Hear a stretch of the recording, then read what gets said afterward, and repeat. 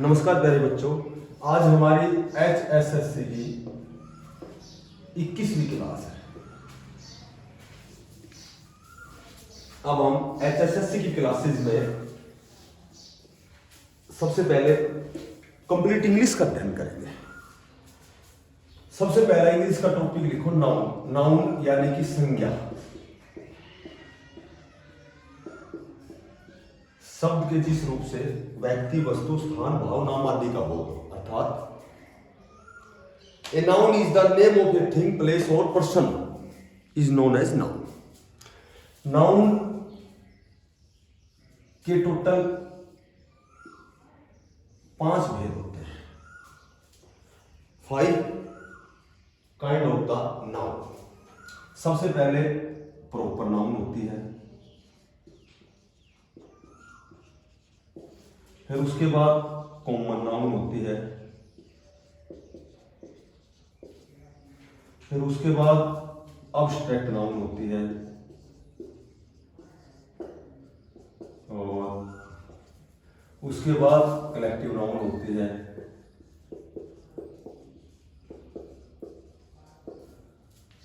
और उसके बाद मटेरियल नाउन होती है। देखो, ज्यादा समय खराब करने की बजाय ये टॉपिक 2 से 3 मिनट में समझ में आ जाएगा। प्रॉपर नाउन व्यक्तिवाचक संज्ञा होती है, जिसमें एक व्यक्ति विशेष का बोध होता है, एक व्यक्ति या वस्तु विशेष का बोध होता है। कॉमन नाउन पूरी जाति का बोध कराती है, जातिवाचक संज्ञा होती है। उसके बाद अब्स्ट्रैक्ट यह भाववाचक संज्ञा होती है, और उसके बाद मटेरियल यह है, इसमें पदार्थ का बोध होता है, यानी कि जो भी वस्तुएं पदार्थ की बनी होती हैं वे द्रव्यवाचक होती हैं। और कलेक्टिव नाउन यह समूहवाचक होती है, इसमें पूरे समूह का बोध होता है। मैंने बताया था a noun is the name of a thing, person, place is known as noun. जो शब्द किसी व्यक्ति, वस्तु, स्थान, भाव, नाम आदि का बोध कराए उसे संज्ञा कहते हैं। व्यक्तिवाचक प्रॉपर नाउन में एक व्यक्ति विशेष का बोध होता है, कॉमन नाउन में पूरी जाति का बोध होता है। उसके बाद मटेरियल नाउन में यह पदार्थ का बोध कराती है। रसोई का जितना भी सामान है सारा मटेरियल नाउन होता है, वाटर, वुड, ये सारे। और कलेक्टिव नाउन इसमें पूरे समूह का बोध होता है, जैसे कक्षा, वर्ग, सेना, आर्मी, क्राउड, क्राउड मानी भीड़, आर्मी। तो ये क्या होती है? कलेक्टिव नाउन होती है।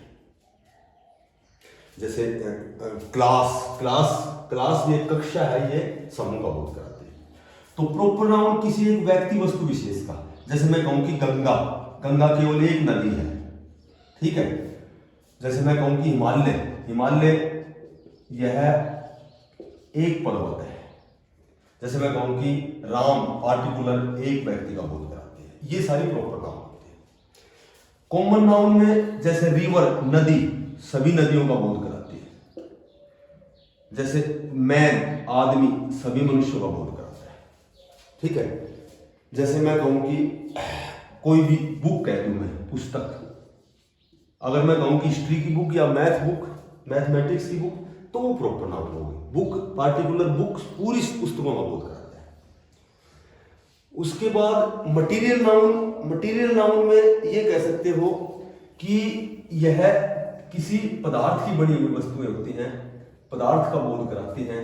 रसोई का जितना भी सामान है ना, ये मटेरियल नाउन है। जैसे वाटर कह दूं मैं, ठीक है, वुड मानी लकड़ी कह दूं मैं, जैसे ऑयल, तेल कह दूं, ये सभी पदार्थों के बने होते हैं।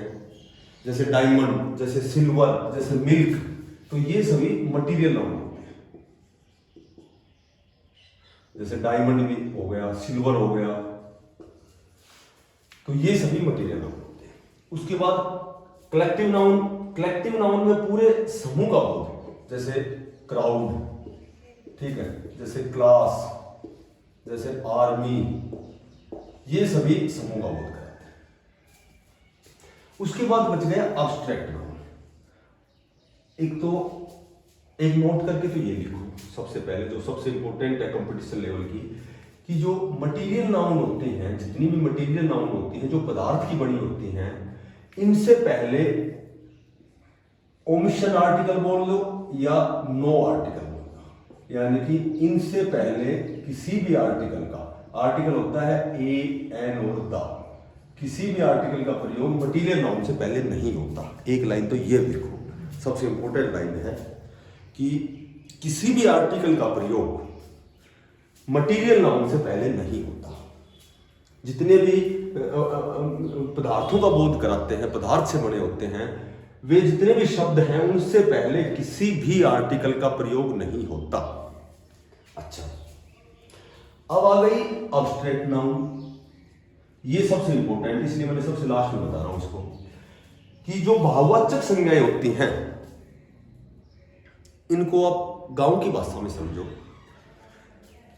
जिनको हम देख नहीं सकते और जिनको हम छू नहीं सकते, जिनको हम स्पर्श नहीं कर सकते, वे सभी अब्स्ट्रैक्ट नाउन होते हैं। जिनको हम देख नहीं सकते, जिनको हम छू नहीं सकते, वे सभी भाववाचक संज्ञाएं होती हैं। जैसे मैं कहूं कि एंगर, एंगर माने गुस्सा होता है, इसको हम देख नहीं सकते, छू नहीं सकते। जैसे ब्यूटी, ब्यूटी सुंदरता को हम देख नहीं सकते, छू नहीं सकते। उसके बाद ट्रूथ, उसके बाद ऑनेस्टी, संपैथी, ये अब्स्ट्रैक्ट नाउन होती है। ईमानदारी, ईमानदारी, ऑनेस्टी, ईमानदारी एक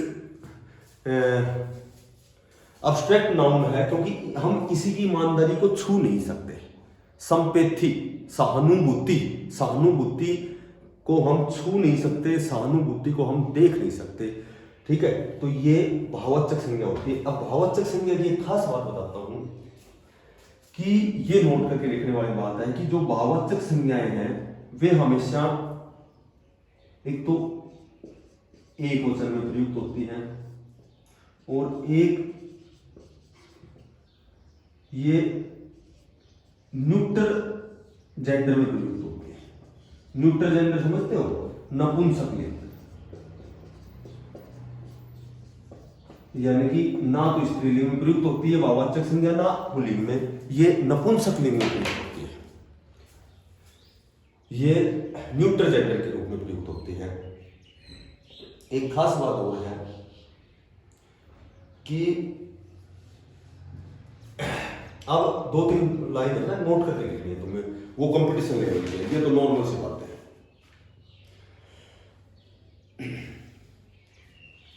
सबसे पहले तो ये लिखो कि ये जो अब्स्ट्रैक्ट नाउन किस किस से बनती है। अब्स्ट्रैक्ट जो नाउन है ये किस किस से बनती है?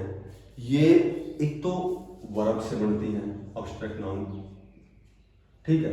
एक ये कॉमन नाउन से बनती है।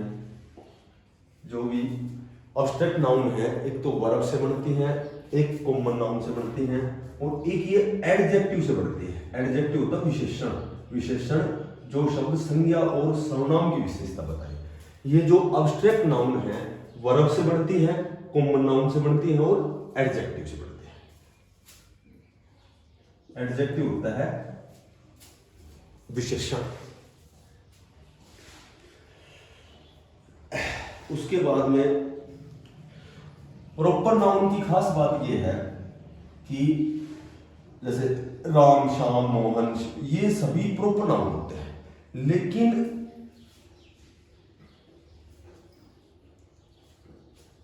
मैं यहां लिख देता हूं कि प्रॉपर जो नाउन होते हैं, प्रॉपर नाउन से पहले यदि दा का प्रयोग किया जाता है तो वे संज्ञाएं हमेशा कॉमन नाउन हो जाती है, वो जातिवाचक बन जाती है। मोटी बात यह है कि प्रॉपर नाउन से पहले दा का प्रयोग करके हम उसको कॉमन नाउन बना देते हैं। जैसे मैं कहूं कि he is the Manoj Kumar of our class, अब यहाँ चूंकि मनोज पार्टिकुलर एक मनोज का बोध कराता है, एक व्यक्ति विशेष का बोध कराता है, तो ये मनोज यहाँ प्रॉपर नाउन है। बट मनोज के पहले हमने आर्टिकल दा का प्रयोग कर दिया, इसकी विशेषता बता दी, और विशेषता बताते ही ये जो प्रॉपर नाउन है ये इसने कॉमन नाउन का स्थान ले लिया। यहां ये जो मनोज है ये कॉमन नाउन है। तो मोटी बात ये है, प्रॉपर नाउन से पहले दा का प्रयोग करके हम कॉमन नाउन बनाते हैं। एक अब्स्ट्रैक्ट नाउन में ध्यान रखना कि जितने भी आर्ट के या फिर साइंस के जो भी सब्जेक्ट है, आर्ट के या साइंस के जो सब्जेक्ट है, सब्जेक्ट्स के जो नाम है वो हमेशा अब्स्ट्रैक्ट नाउन में प्रयुक्त होता है। जैसे साइंस के नाम ले लो, बायोलॉजी हो गया, ज्योग्राफी हो गया, ठीक है, या कोई भी एनिमल, फिजिक्स हो गया, ग्रामर हो गया, ये सभी हमेशा अब्स्ट्रैक्ट नाउन के रूप में प्रयुक्त होते हैं। ग्रामर कौन सी नाउन है? तो ग्रामर अब्स्ट्रैक्ट नाउन है। अब्स्ट्रैक्ट नाउन हमेशा सिंगुलर नाउन और न्यूट्रल जेंडर के रूप में प्रयुक्त होता है, नपुंसक लिंग के रूप में, एक वचन के रूप में प्रयुक्त होता है। और तो और आर्ट और साइंस के जितने भी सब्जेक्ट्स के नाम हैं, ज्योग्राफी है, बायोलॉजी है, फिजिक्स है, ग्रामर है, जो ये हिस्ट्री है, पॉलिटिकल है, तो ये जो सब्जेक्ट के जो नाम है ये हमेशा अब्स्ट्रैक्ट नाउन के प्रयुक्त होता है। एक लास्ट बात कि अब्स्ट्रैक्ट नाउन ऐसा नाउन है जिसमें गुण, कार्य या अवस्था का बोध होता है। तो एक तो विशेष बात यह है कि जिसके बाद में एक तो टी-वाई का प्रयोग होता है, एक आई-टी-वाई का प्रयोग होता है, ठीक है, एक नेस का प्रयोग होता है, काइंडनेस, ठीक है, एक चाइल्डहुड, बचपन, हुड का प्रयोग होता है, उसके बाद में सिप का प्रयोग होता है, एक एज का। जिस शब्द के अंत में यदि इनका प्रयोग होता है, जैसे एट्थ टीएच लगा देते हम, जैसे मेजरमेंट ये लगा देते हम, उसके बाद पोजीशन। अब जिनके बाद में इन शब्द या शब्दांशों का प्रयोग होता है वे हमेशा एब्स्ट्रैक्ट नाउन होते हैं। जब भी तुम्हें चूज द एब्स्ट्रैक्ट नाउन, तो ये देखना है तुम्हें कि जिसके बाद में T Y, I T Y, N E double S, hood, ship, age, eighth, ninth ऐसे लिखते हैं हम, मेंट, S-I-O-N, ठीक है। तो इस तरह के शब्द या शब्दांशों का प्रयोग यदि किसी शब्द के अंत में होता है, that is abstract noun, that is abstract noun.